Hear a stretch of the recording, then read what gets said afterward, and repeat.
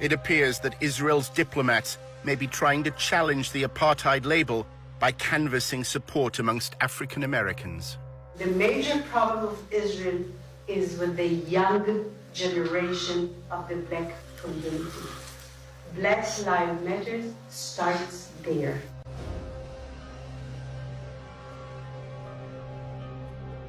I had last week a dinner, sit-down dinner at my house with 40 people, which are considered the leadership of the black community. And it's very important people. They can be part of our doing an activity. Pro-Israel groups are trying to cultivate a new generation of black leaders that is pro-Israel by bringing them to AIPAC conferences on all expenses paid trips, by taking them on delegations to Israel. They're doing that because they're afraid of BDS and they're afraid of Black Lives Matter, which is this new struggle for black freedom that also sees black freedom as situated in a larger context. In 2014, Israel launched a siege of Gaza. In the same summer, police in Ferguson killed Mike Brown, and Ferguson rose up. And on the news at night, there would be both the latest out of Gaza and the latest out of Ferguson. There was solidarity that was expressed online with the Ferguson uprising. There were Palestinians who took to Twitter to cheer on the rebels of Ferguson and explain how to deal with tear gas.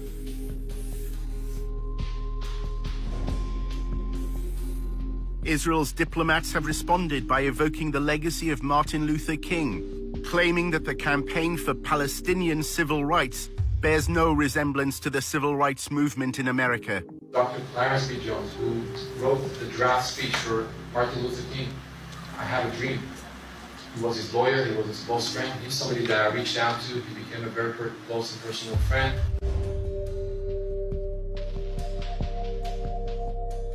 Because of that relationship, he published 3 articles at the Huffington Post explaining why their agenda was hijacked.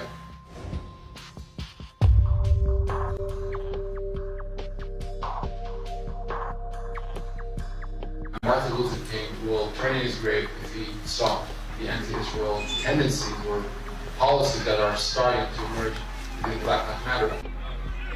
There's something on one hand laughable about it, but there's something also really insidious about this. You're using the credibility of a freedom struggle to try to oppose another freedom struggle. And I think that that's appalling. Soon after Black Lives Matter declared support for BDS, a fundraiser at a New York nightclub was suddenly cancelled. The venue's management said it didn't approve of the movement's stance on Israel. Tony was told by his boss, Eric, that the Israel Project was behind the decision. I don't know if you saw, but this club, ditched a Black Lives Matter event. One of our donors, we just put a call to him and we put in a call to the police. Wow, to shut down this Black Lives Matter event. I think it's really appalling that a system in Israel has devised incredible and comprehensive ways to have a violent regime against Palestinians, that they would also invest resources into making sure to shore up support for that oppression here. Could you give us your own evaluation of the African-American leadership in the United States, and what is their feeling about Israel? And because oftentimes I think locally, outside of New York, we find that there is become a greater identification, not with the history of Israel and what Israel's become, but with the sufferings of the Palestinians without any really understanding of the history of Israel. So could you comment on African American leadership? Well, blacks are always going to be, as Jews are, I think, always going to be some of the first to sign up to address the suffering of others. And we shouldn't be afraid of that within the black community, the Jewish community, whatever community. But when it comes to justice for Israel and understanding and suffering within context, we need to be more vigilant than we're being right now. Then the black community, and I say this all the time, you asked specifically about black leadership. First of all, this excites me like never before, because Obama is a raindrop compared to the storm that's coming of young black leaders around this country who are phenomenally qualified, phenomenally experienced. You're going to see more black governors, you're going to see more black senators, you're going to see critical that you find, that you continue to find, not them when they're Congress people, you find those black leaders when they're 22-year-olds at Oxford, when they're 24-year-olds as a city council president, and you go to them then and say, come to Israel, let us start showing you what this is about. That's what a key mission of AIPAC that we must continue, which is finding future leaders, young leaders in America.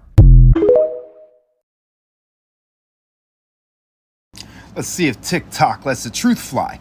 So 89% of Congress are dual citizens with... Right, now, follow me along on this. If they're dual citizens with this, which if you look into the archives, you know, their own personal archives, look up this document right here, you'll find who owns that. You know, just like I was telling you. So if all of them are ran by them, and please don't try to exclude Trump from it, because I'm going to show you how he went through the loophole. Because indeed, in fact, he is also a part of it. Proof.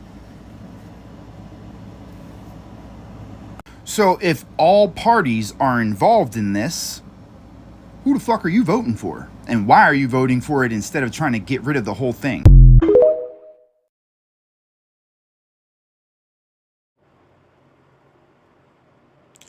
This is the book of Zechariah, chapter 11, verse 5, and it reads, "Whose possessors slay them and hold themselves not guilty, and they that sell them say, Blessed be Yahweh Bashem Yahushai, for I am rich, and their own shepherds pity them not." All praises, glory, and honor to Yahweh Bahashem Yahushai Bahashem Rahakakodash. Double honors to the apostles and elders of Great Millstone who rule well in teaching us this 100% truth. Salutations to them and my fellow Akim who labor in this truth week in and week out on the highways and byways. Also salutations to the hopeful elect of the scattered 12 tribes of Israel, scattered to the four corners of the earth, that be like unto the speckled bird, also known as your Israelite foreigners, and your so-called Negroes, Latinos, and Native Americans. To you, I say Shalom. All right, this is your brother Ayashar Barazar from the Indianapolis branch of the Great Millstone, coming back at you with another lesson that is edifying to the elect body of the nation of Israel. All right, this scripture here, going to be going into the three video clips that you just saw. Number one, you know, hey, Amalek is our enemy, point blank, period. You know, we know this. All right, and I'll go through scriptures to prove it. We know who Amalek is today. The people that, you know, run the government. Okay, people fighting over in the Holy Land right now. You know, pretty much doing a lot of things to those people over there that, you know, they did to us. You know, it's not our fight. Okay, not our fight whatsoever. But we do know that those same people not only financed the transatlantic slave trade, they own the ships. All right. And when Christopher Columbus came over here, we know that he has ties with them as well, going all the way back. But just a few disclaimers on the videos that you just saw before I, you know, go into this scripture. You know, again, GMS, Great Millstone, we do not support BLM. That was just Black Lives Matter. That was just part of the information within the video. I want to make that disclaimer because, number one, we know who funds it. We also know what its original intent was which was to inevitably to destroy the Israelite male on the coattails of feminism and the welfare system, which is also started by the same people that financed the transatlantic slave trade and owned the ships. All right, we know who that was. Okay. Number two, we're definitely not involved in the elections. Okay. And that's by commandment, according to Deuteronomy 17:15.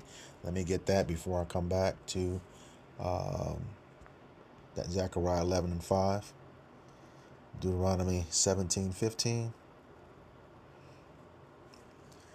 And it reads, Thou shalt in any wise set him king over thee, whom Yahweh thy power shall choose.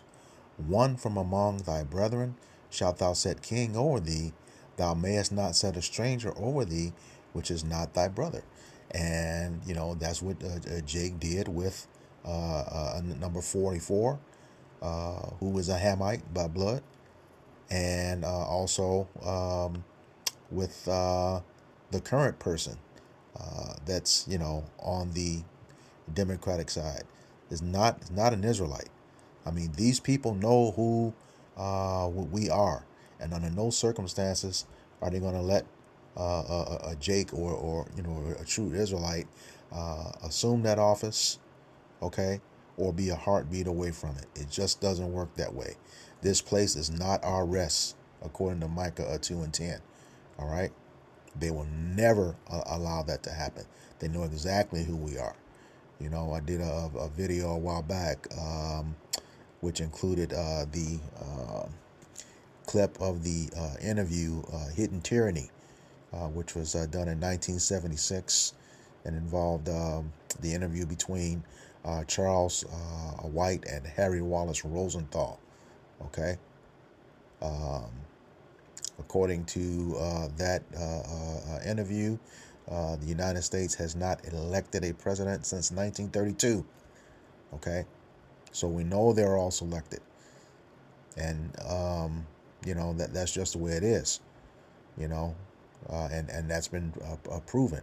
You know, 5 times in history, you've had a president lose the popular vote but still win the office, and that's happened twice in my lifetime. You know, Gore and Bush 43, and then when Bush 43 won, and then when Trump beat Hillary Clinton. All right.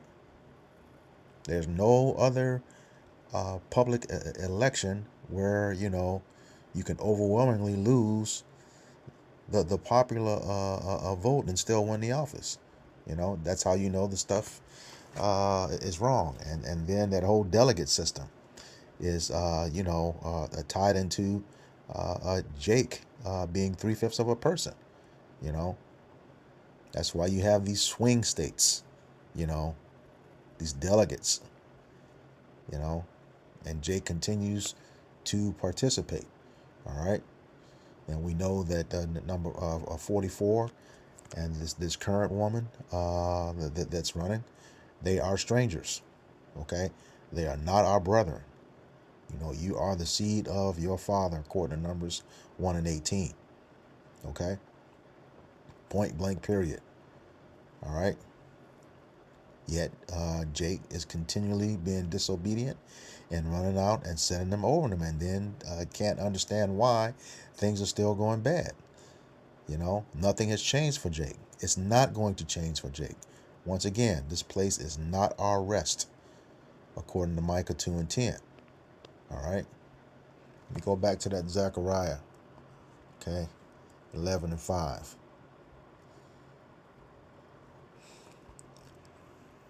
All right. And that's the thing, you know, it says whose possessors slay them. And who are our possessors right now? You know, Esau, Edom, the so-called white man, with Amalek, you know, at the head of it. Okay. We know who Amalek is, the people you can't talk about, the small hatters, you know, the ones who acquired the current land via the Balfour Declaration of 1948, you know, your Turkish Khazars, you know, that's who they are.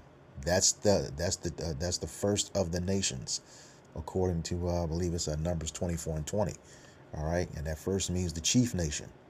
All right,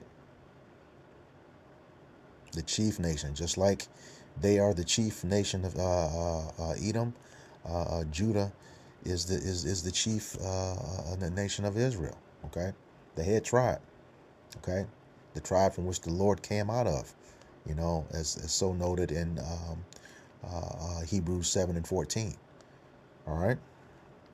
But yeah, here again, you know, he says, blessed be the Lord, for I am rich, and their own shepherds pity them not. Okay, that's our leadership. You know, the government. Okay.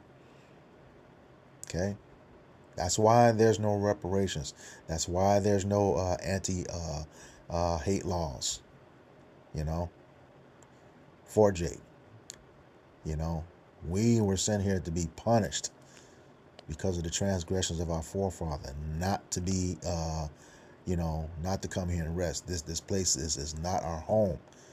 You know, it tells us several times in the scriptures, we will not be at rest until we're back home in our land. Okay, and that's the land that was promised, you know, from Abraham to Isaac and to Jacob. Jacob being interchangeable with Israel, you know, our forefather of the 12 tribes. Okay, you look at a map, that land is you know, is recorded in Genesis 15, I believe, verses 18 through 21, from the great river of Egypt, which is the Nile, all the way over to the Euphrates. Okay. That's our land where we will have rest. Nowhere else. Okay? And we're very close to being returned to that land. Okay? All right? So, once again, those 3 videos that you just saw, I mean, hey, here again, you know, we have been doing the For Thy Violence Against Thy Brother Jacob series. And time again, it is coming out, you know, that the U.S. government, you know, is the real reason for the demise of Jake. Yet Jake still keeps trusting in him. Okay? Jake still keeps trusting in him. All right? And knowing our number one enemy, Amalek, is at the head of it. It's not a secret now. All right. Jake keeps trusting in him. All right. This is the book of Jeremiah.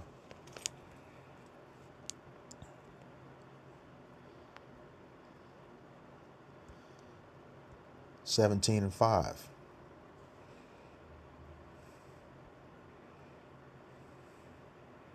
And it reads, thus saith Yahweh Bashem Yahushai, cursed be the man that trusteth in man, and maketh flesh his arm, and whose heart or his mind departed from the Lord. Okay, it says cursed. We are under the curses according to Deuteronomy 28, 15 through 68. All right, but you putting your trust in your sworn enemy. Okay, Amalek, and making him your strength.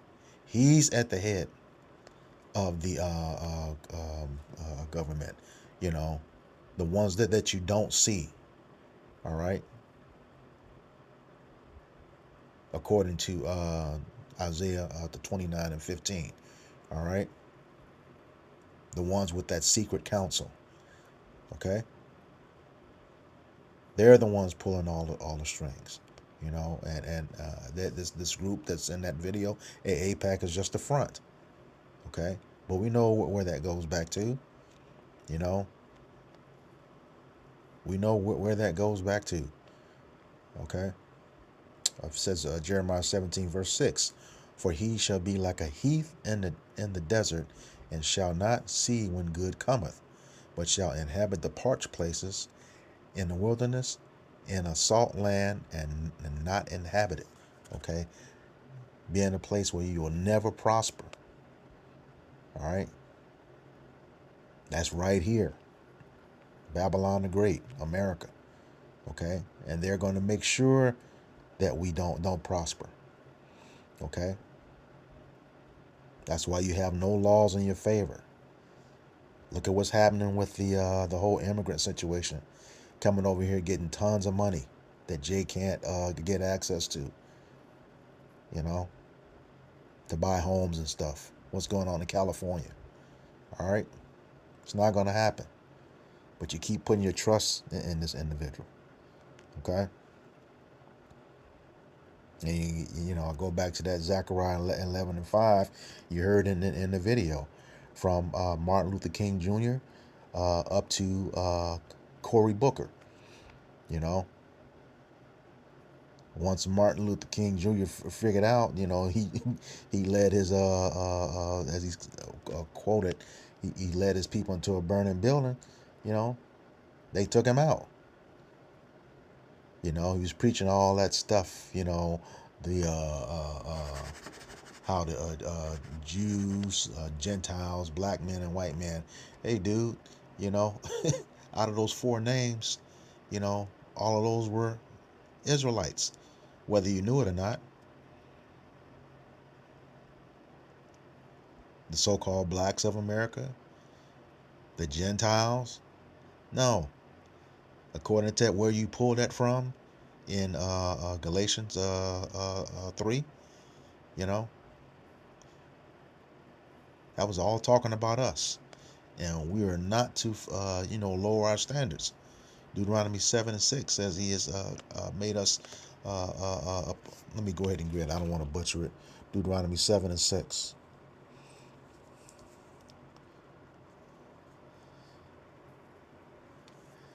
It says, for thou art an holy people, a separate people, sanctified unto Yahweh thy power. Yahweh thy power hath chosen thee to be a special people unto himself, above all people that are upon the face of the earth. All right? That was the intention for us when we made the covenant at Mount Sinai, but we broke it. Okay? And now we're at the bottom, serving our enemies in a land that's not our own, speaking a language that's not our own. Okay? And you have those leaders, like the first and foremost are our own, like him, and as you heard, Cory Booker, you know, he's another one. Okay? And you saw that clip where, you know, 89% of, you know, the Congress has dual citizenship with our enemy. Nothing's going to happen here for you, Jake. Nothing. And, you know, like I said, in our series, For Thy Violence Against Thy Brother Jacob, the government has always had a hand in our demise. And that's documented history. You can go look it up yourself. You know, we're almost up to what, 60 videos on that series on our homepage. Same playbook. Yet you keep thinking that they're going to help you, and it's not going to happen. Especially Amalek. You know, especially Amalek. We're definitely not down with that. The scriptures tell us to never trust our enemy. Yet you do. You know, they tell you not to forget, you know, what happened around World War II. Well, the Lord told us the same thing. You know, they were the first to attack us as we were exiting Egypt. Let me get that in Deuteronomy chapter 25. Starting at verse 17, and it reads, remember what Amalek did unto thee by the way, and when ye were come forth out of Egypt, how he met thee by the way and smote the hindmost of thee, even all that were feeble behind thee, when thou was faint and weary, and he feared not Yahweh. Okay, look, I mean, the same punk he was then, the same one now, going after the weak of our people. He never faced, the strong, unless he knows, you're outmanned or outgunned.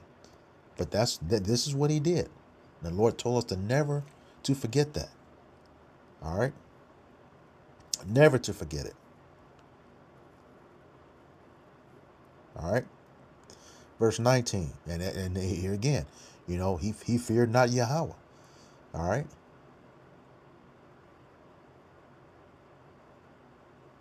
This Yahweh's a sworn enemy, and this guy's the head tribe of Esau Edom. Okay? He's the first of the nations, according to Numbers 24 and 20. All right? The chief nation of Esau Edom, the so-called white man, who is the wicked. All right? According to Malachi 1 and 4. All right? Deuteronomy 25, verse 19. Therefore it shall be, when Yahweh thy power hath given thee rest from all thy enemies round about, in the land which Yahweh thy power giveth thee for an inheritance to possess it. That's not here in America. Okay? He says that thou shalt blot out the remembrance of Amalek from under heaven. Thou shalt not forget it. And you got a lot of dumb Jake right now. Oh, he loves everybody. No. Romans 9 and 13. Jacob I have loved, Esau I have hated. Which is quoted from Book of Malachi 1, verses 1 through 3. All right? Yep. Malachi 1 through 3. Let me just double check that. I got a lot of precepts on my mind right now. Malachi 1.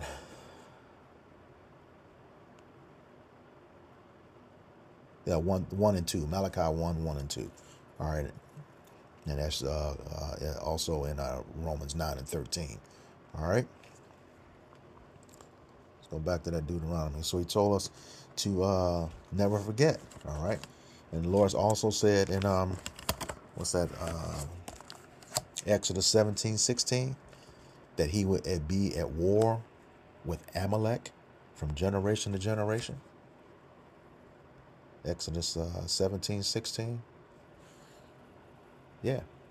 And it reads, for he said, because Yahweh B'Shem Yahushai hath sworn that Yahweh B'Shem Yahushai will have war with Amalek from generation to generation. Okay? Who do you go to war with? Your enemies.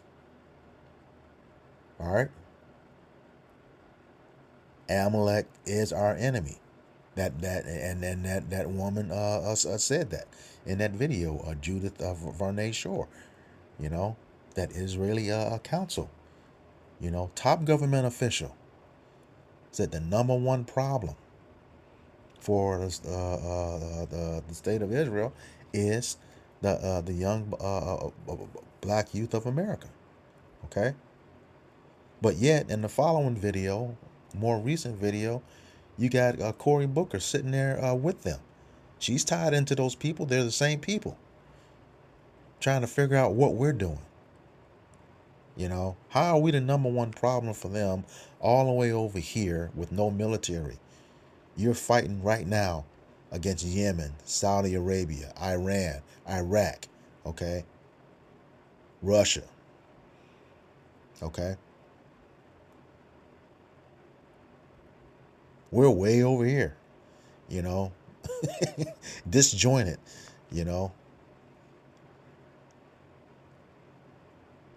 Jake isn't coming together, this, again, this place is for our punishment.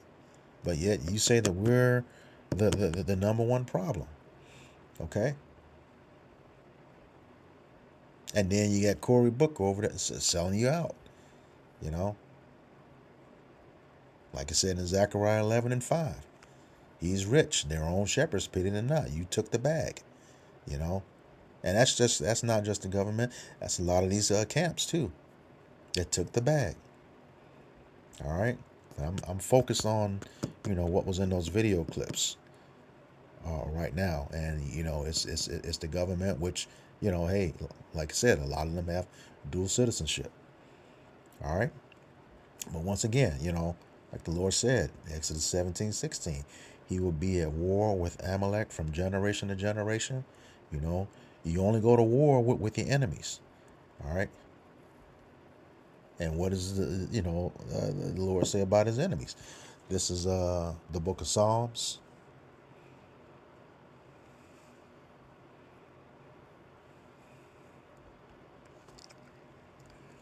(139), beginning in verse 19. And it reads, "Surely thou wilt slay the wicked, O Yahweh Bashem Yahushai. Depart from me, therefore, ye bloody men." And like he said, you know, in Deuteronomy 25:19, Amalek will be blotted out from under heaven. And they know this. They know who we are. That's why we're the number one problem for them. You know, beginning with the elect men that are out on the highways and byways, you know, so beginning with the apostles all on down, you know. They know we're the enemy.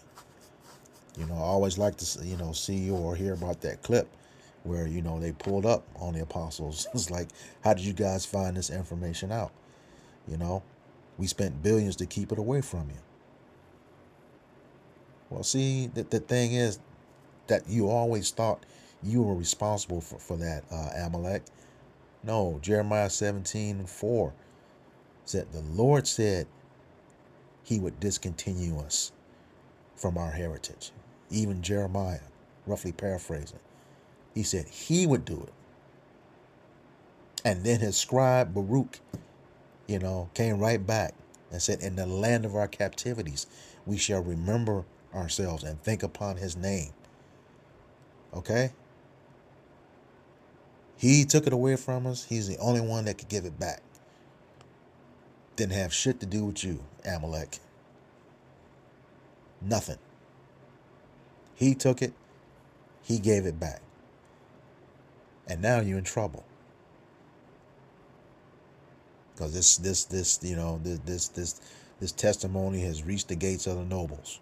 And we know it's us they're going to actually come after, you know. We know that. Some of us are going to be martyrs. We know that. But the minute you move, that's when the Lord is going to lift that standard. And you're going to have a real problem. A real problem.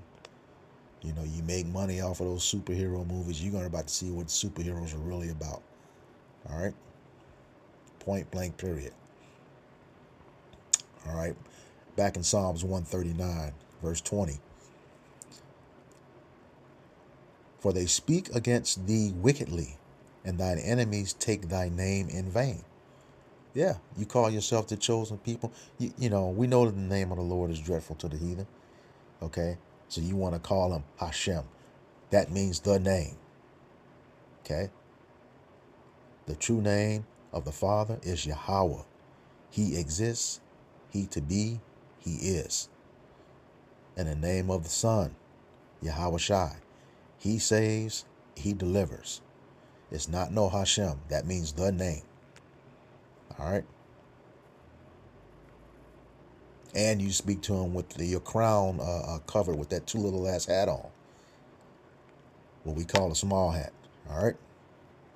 Verse 21. Do not I hate them, O Yahweh Bashem Yahushai, that hate thee? And am not I grieved with those that rise up against thee? Yeah. We sign and crying on the highways and byways every week in our videos all the time. Yes, we are grieved with them. Okay? We hasten the day to come up out of this captivity And we know things are close, but it's going to get rough as we get closer. Okay? It's definitely going to get rough. So that's why you brothers have to pray, that if you have this truth right now, stay repenting all the time, every day. Okay? Ask the Lord, say that prayer for him not to take his candles, take your candlestick from you. That's Psalms 51, I think verses 10 through 13. Okay.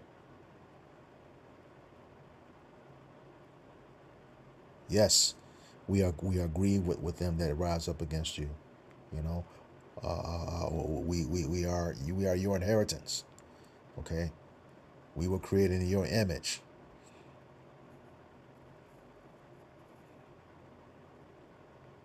And as one of I believe hopeful elect. I can't believe anything else. That's how I keep my faith built up. You have to do that in this day and time. Especially if you stand true to this truth. You have to believe that. That's that faith builder. See yourself riding on that chariot. It's going to be scary, but you gotta believe that. But you have to walk that straight gate. Turn neither to the left nor to the right. Okay. You have to stay on the straight gate. This is not a joke, because they're about to come down real hard on Jake. We already know that. Okay? Very hard. So we have to, do our due diligence to make the calling of our election sure. Keep that faith built up. Keep doing the work.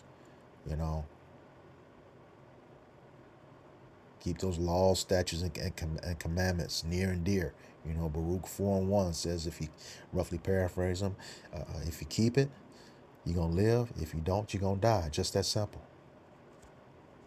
Okay? The law endureth forever. We have to do our very best in this captivity to keep it. And the Lord sees everything. He knows the heart and the mind that he gave you. Okay? Just keep praying. Just keep praying. Stand diligent. All right? Verse 22, Psalms 139. I hate them with perfect hatred. I count them mine enemies. And, this makes me think of this old video I think I saw maybe about three years ago, maybe 2, that beloved Elder Apostle Gabar did, and I believe it had something to do with the Rothschilds, but he was reading, I believe, from some interview or some. If a brother knows what it is, please put it in the comments, because I can't remember. But it was something to the effect that the Rothschilds knew. They were quoted as saying, or it was the Rockefellers, I can't remember, that was quoted as saying, we know God hates us and we hate God. All right? So that's that enemy right here. Yeah, I wish I had it, but I did have a folder, and when YouTube changed their policy, your playlists became part of your content, and that playlist was public. And I think from the time I'd start watching GMS before I became part of the account, at that point I had like close to 2,500 videos. Well, they snatched the whole playlist down, and that's where it was. Didn't tell me what video it was. They snatched the whole thing down. So I didn't have it, but I do remember him saying that. All right. But yeah, as you can see, you have these people, and then what do they do? once they realized that we had the sympathy of the people they're destroying today, you know, they pulled away a fundraiser. All right. What's that? That's what Jake needs to get in these scriptures. That's Sirach or Ecclesiasticus, chapter 13. And let me see. I think around 4 or 5. No, not that one.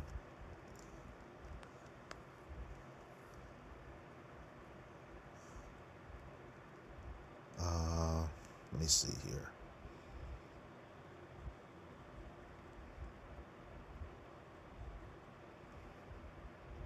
Oh yeah, verse 6. It says, if he have need of thee, he will deceive thee and smile upon thee and put thee in hope. And he will speak fair and say, what wantest thou? You know, everything was cool. You know, they were trying to, like they said, cultivate a new wave of leadership. But when they saw that they got the sympathy from the people that they're fighting in the land, you know, you know, they canceled that thing. And no, it was a place called Feinstein, okay, another Amalekite, okay. They canceled it. Like, what? Who are you? You know, no, that's okay. And then had the nerve to say that, you know, a king will be turning over in his grave, seeing how they turned their back against the state of it, which goes to tell you, you know, he was working with them too. Okay. Guy was writing a speech. He was working with them too. And just, you know, and here's the thing, you know, that's even with a fellow Jake, you know, hey, you can't be putting your trust in him. Your trust belongs with Yahweh Ba'Shem Yahushai. All right. These from day one, from the time we were exiting Egypt, this battle is continuous. And I read it in Exodus 17 and 16. You know, he will be at war with Amalek from generation to generation. Okay. That's for his people. The nation, the true nation of Israel, the 12 tribes. All right. But here again, you know, you, Jakes, and the government that's, you know, going against us, for them, you know, there's going to be a price to pay for that. You know, the Jakes like Booker, you know, no, it's not going to happen. You know, at least not to the elect, and we already know that. So, you know, you may have a role with it. I was reading some of the comments on that video. Yeah, they definitely got the 2/3 because the 2/3 is trusting in them. Okay, but here again, you know, you took the bag. All right, and there's a price for that. This is the book of Sirach, chapter 13, verse 1, and it reads, he that toucheth pitch shall be defiled therewith, and he that fellowship with a proud man shall be like unto him. All right. So, and that pitch goes into tar. You know, you get tar on you, you know, chances are it's going to be very difficult to get off. All right. And if you do, you know, it's going to take some skin with it. You know, that's, you go back to that whole tar and feathering thing. Okay. There was a purpose behind that. All right. To tear you apart. All right. And it says, and he that fellowship with a proud man shall be like unto him. And who's the proud man? Esau, Edom, the so-called white man, led by Amalek. All right. It says, you shall be like unto him. Well, the Lord said, you know, hey, if you're going to be like unto him, just like he's going to destroy him, Esau, Edom, he's going to destroy you. All right. This is Isaiah 13. and I believe 12. No, not 12. 15. Slakia. And it reads, everyone that is found shall be thrust through, and everyone that is joined unto them shall fall by the sword. Okay? That sword is going to come in the form of plagues, pestilences, famines, okay, earthquakes, spirits of vengeance. Okay? Sword is, just named for a killing instrument. Okay? But the main killing instrument is going to be those ICBM missiles, along with the concentrated laser beams from the chariots. All right?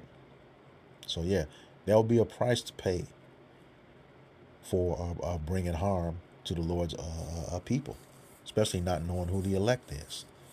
All right? So with that, I hope this lesson was edifying for the elect body of the nation of Israel. Once again, I'm going to give all praises, glory, and honor to Yahweh, Bahashem, Yahweh Shai, Bahashem, Rahakakodash. Double honors to the apostles and elders of Great Millstone who rule well in teaching us this 100% truth. Salutations to them and my fellow Akim who labor in this truth week in and week out on the highways and byways. Also, salutations to the hopeful elect of the scattered 12 tribes of Israel, scattered to the four corners of the earth, that be like unto the speckled bird, also known as your Israelite foreigners and your so-called Negroes, Latinos, and Native Americans. To you, I say Shalom, Kwam Yasharala. We got next. And once again, Amalek, you will be blotted out from under heaven. Shalom.